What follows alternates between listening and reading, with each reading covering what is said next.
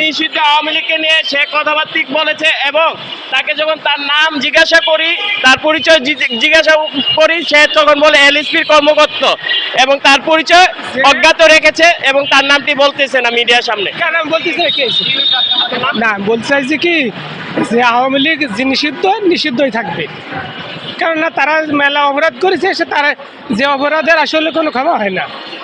তাই তাহলে কেন বললেন আওয়ামী লীগের অপরাধ কি? এখানে তো আরো অপরাধ কি তাই বলিনি, বলেছে যে অপরাধ করেছে তারা এখানে কোনো ক্ষমা হয় না, তাই বলেছি। এটাই আমি বলছি, এটা বলা হয় নাই। এটাই আমার উদ্দেশ্য এবং এটাই বলতে চাইছি। আপনার পরিচয়? এটা আমি এলএসপি দালাল, আওয়ামী লীগের দালাল, আওয়ামী লীগের শত্রু আমি। আওয়ামী লীগের শত্রু আমি। আপনি যে সাংবাদিকরা প্রশ্ন করছে এর মধ্যে আপনি কেন না, ওই যে বলতেছেন যে আওয়ামী লীগ কি অপরাধ করেছে, কেন আওয়ামী লীগ কি অপরাধ করেছে না করেছে এটা আপনারা দেখেন। যদি সাংবাদিক